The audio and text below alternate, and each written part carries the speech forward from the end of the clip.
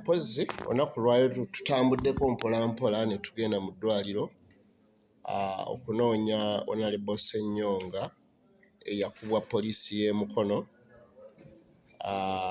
Eky'omukisa omulungi tusanze akyali mulamu naye embeera ye tenaakutereera bulungi. Mpozzi Honorable Ssenyonga tuwuliddeko nti bakwongeddeyo e Nairobi. Kiki weetaaga okutegeeza abawagizi bo? Okay. Amannya nze Ssenyonga Andrew. Twala omukisa guno okwebaza Katonda okusooka mu byonna nti okubeera kati nga nsobola okubeera nga mmanyi, nsobola okumanya nti ndi mu ddwaliro okusinziira bwe nakoma okutegeera ku poliisi y'e Mukono, kubanga nasembayo okutegeera nga ndi ku poliisi y'e Mukono nga nkubwa poliisi nga akulira okunkuba era akulira poliisi y'e Mukono DPC wa Mukono gwe bayita Mugerwa. So nakubibwa ne ngenda mu kkoma, naddamu okutegeera nga ndi Mengo nga banteeka mu CT scan. Naye neebaza okusooka abawagizi bange mwenna ab'e Mukono n'abantu bonna ab'e Mukono n'abatampagira, kubanga nawulira nti abantu be banzija eyo ku kkubo gye bansuula ne bantwala mu ddwaliro erya Namirembe w'e Mukono erya Church of Uganda Mbu. Ebyo bambuulira biwulize, naye nabiraba ne ku vidiyo bwe nalaba nga nzize engulu. Wabula wadde kyali bwe kityo naddamu okutegeera nga bandifaalinze e Mengo nga banteeka mu CT scan esaali zitegedde nga ndaba nga banteeka mu kintu kye saategeera. Then Mukama bandifaalinga ne nzija wano ku Kampala Hospital ne mbeera mu intensive care for 3 days. Bwe ndaba ng'olunaku olwayo ndi nga bwe ndi kiba kirungi, era njagala okukakasa abawagizi bange ne bannamukono mwenna ne bannayuganda mwenna n'abali ebweru mwenna nti ekituufu kiri nti Katonda ankoze bulungi, n'abasawo ab'eddwaliro lya Mukono Church of Uganda manyi balina kye baakola, abasawo aba Mengo Hospital manyi balina kye baakola. Kati wano we ntegeerera ddala obulungi ntwala okwebaza abasawo ba Kampala Hospital nti at least bakoze ekyo ekisoboka okuba nga kinzizzaamu obulamu. Weewaawo nga bandifaalinze okugenda Aga Khan Nairobi, naye ebisinga byenkakasa nti at least ndi bulungi era sijja kufa, era abawagizi bange bagamba sijja kufa nkomawo. Ekiriwo kiri nti ekyo ekya spine okuba ng'ensimba n'ennuma ennyo kyekibulamu, nervous system eyo nkakasa ejja kutereera. Abawagizi bange njagala okubategeeza nga mbeebaza okusooka nti mwebale kumpagira. Nzikiriza nti mu constituency yonna eya Mukono municipality emiruka gyonna wards zonna 9 mwampa obululu nabimanya.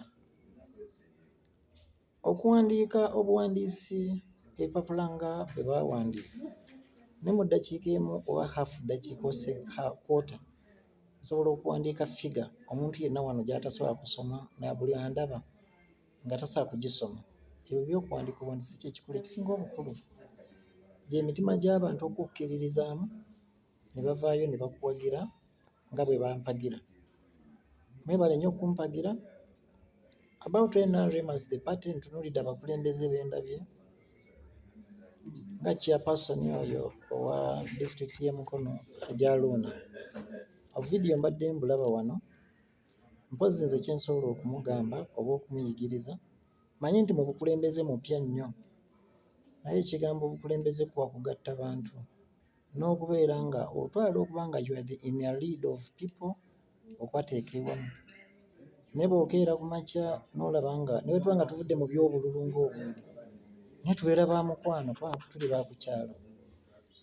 ono omukwano gwo ng'ovudde mu bululu twatambula naye bw'oba ng'osobola okusekerera omuntu ng'afunye ekizibu ng'oli mukulembeze, sisuubira nti eyo nkola ya bukulembeze. So ekyo kye yakola ng'omukulembeze wa paati okugatta abantu ng'asobola okuddira nga bye nalaba ku Peace Kusaasira ku nze, nabaawo nga waliwo obutakkaanya obuli mu baana bo ng'oli taata, tosobola kusekerera mwana wo nakulaga nti obadde partisan ng'era obaddewo mu kulwana, oli afunye obuzibu. Kubanga abakulembe ono nga Peace abadde alina abamuwagira, bw'ovaayo n'obeera wa lwatu nnyo okulaga nti obadde omulwanyisa era okyamulwanyisa, kiba kitegeeza nti n'abawagizi be bonna tobaagala.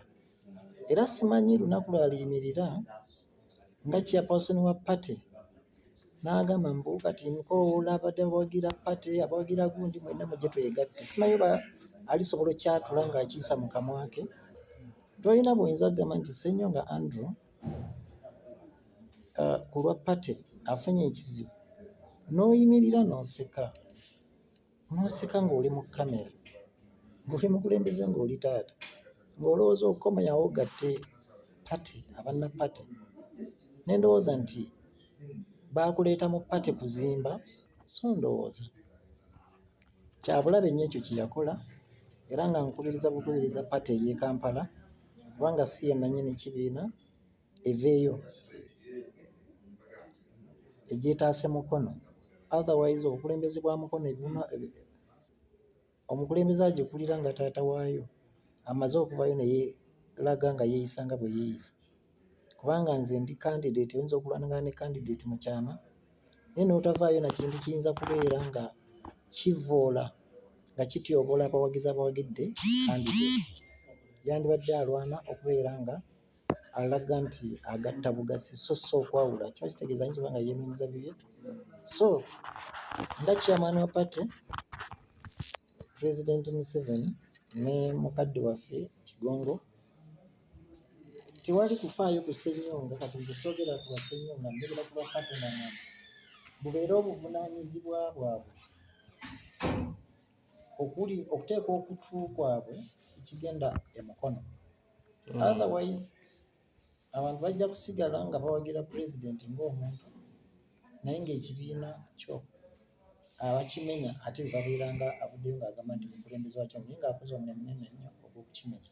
Kati eri abawagizi bo osuubira okuddamu okwesimbawo oba wabitadde ebyobufuzi? Nataddeyo petitioni yange eri era nga ndi wano ku kitanda nabawandiikidde nga mbagamba nti obululu obwa Mukono tekikwetaagisa kuteekamu muntu yenna, ne bw'oleeta omwana wa P1 omuntu yenna atamanyi bya bufuzi, kiri mu giraasi okumanya nti Ssennyonga yawangula. Abantu bawagira Ssennyonga. Kati nange ndi ku lw'abantu. Nataddeyo petitioni yange ne mbagamba nti obujulizi nja kuleeta nga nvudde ku kitanda wano, naye mu mbeera efaanana bw'etyo nzikiriza nga mmanyi nti obukulembeze nga bwe nkakasa ewa Kampala ng'ebulira ejja bitunulamu, ate kyangu nnyo okunoonyereza n'okumanya. Banaabiteeka ennyo mu mateeka amangi, it is upon them, kubanga amateeka go gabeera mu mateeka naye waliyo amazima. Kati oba pati bagizza mu mateeka nti amateeka ne bagaba gagera bwe gatyo naye nga pati egwa, it will be upon them. Naye amazima nga basobola okugamba nti bateeka ku kkooti y'amazima etali y'amateeka, amazima g'okumanya obutuufu bw'ensonga z'Emukono bwangu okumanya. Era ne ku bulungi bwa pate oba banenda omuntu gwe bawandiikidde naye ng'abantu talina bantu bamuwagira nti bo banajja bamalayika bajje bamuwagira abaabwe, oba banaaba bafaayo okulongoosa pate bafune omuntu w'abantu, kiri upon them. But as for me Ssennyonga Andrew mmanyi nti nawangula akalulu k'e Mukono, ne bwe baba nga bwe babba ne basalawo bagatte ebintu byange, naye bo nga bwe babba, nga bwe babba entaawo, nga bwe babba Olowa Kawuga, nga bwe babba bonna bwe babba ne babigatta ne basigala nga bagatta olwo abantu bwe bampa ng'abantu nkyabawangula. Naye basalawo ne bagamba nti goma tebagigattako kubanga nze sina we nabbira, naye basazeewo okugamba nti tebabigattako. ng'ate ne baddira ne pate n'egyewuunya ng'omwana omu ali ku kitanda omulala ali mu ICU bo bali mu kulwanga bululu nga bakola nga bwe baagala. It's okay. Naye nze nga njagala okugamba abawagizi b'emikono nti all in all I cannot betray you. Nga bwe mwasalawo ne mureflectinga nga mugamba nti munjagala okubabeerera omubaka wa Parliament owa Mukono municipality, sijja batenguwa wendi era nga nkyajja. Omwesigwa bw'atudde waggulu eyo tukwebaza olw'akano akaseera nti tuli wamu wagamba banabeeranga ababiri balasatu n'abeeranga masekati gaffe mu kaseera kano Mukama tuli wamu ku lwa Honorable waffe ali mu ddwaliro muno. Mukama Katonda wange twetaaga obeere masekati gaffe nga tugenda osindika essaala gy'oli. Mukama gw'oba osooka okugiwulira ng'omulala yenna agiwulidde. Mukama Taata ow'ekisa nsabira Honorable ono tumuteeka mu maaso go omunyige eri ekyo kyonna ekimuluma mu kifuba. Mukama Katonda wange oli mwesigwa ate tolemererwangako. Olaba yassuuka eby'emabega ebyo byonna Mukama ebise bimuluma n'omuwonya n'okutuusa kati Mukama ng'akyasomuka ogw'obulamu okyali ku sayidi ye Mukama era ne gye bamutwala Mukama Katonda wange gw'oba omujjanjaba gw'oba omunyiga obulumi obuli mu kifuba. Obumwesigwa tolemererwangako olwaleero n'oziwangula ne kino ekya Honorable Mukama obulwadde obumuluma mu kifuba eri ekyo kyonna ekimunyiga Mukama gw'oba okijjanjaba gye bamutwala yonna Mukama mubeereko muwalirire eri omulabe Setaani tomuganya Mukama Katonda wange. Twetaaga tuwangula omulabe Setaani oyo ajja okubba okuzikiriza Mukama. Tumuzikiriza olunaku olwaleero, tuzikiriza byonna ebitongole byapanga Mukama. Tusaba ekisa kyo kitumale, tusaba okwagala kukubeerewo, ekisa kyo kibeerewo Mukama n'amaanyi go galabisibwe. Leka tulage ekisa nti Mukama ky'olina ky'amaanyi, nti tulage obujulizi nti obubwo bw'amaanyi. Mukama tuze gy'oli nga tuwayo Honorable kuba gw'osinga byonna. Tumukukwasa Mukama, tumutadde mu mikono gyo. Muwanirire Mukama Katonda wange, wanirira famire ye Mukama, wanirira abantu be bonna abali mu maziga Mukama, bagumye banyige Mukama Katonda wange. Ffe twagala okuddamu kulaba Honorable ng'atambula nga talina kimuluma, nga talina kyasinda Mukama, nga musanyufu era tuddewo nga bwe twali, addewo okutambula nga bwe yali, addemu okulya nga bwe yali Mukama, kuba gwe tumukwasizza. Teri muntu mulala Mukama nga bw'ayogera mu kigambo kyo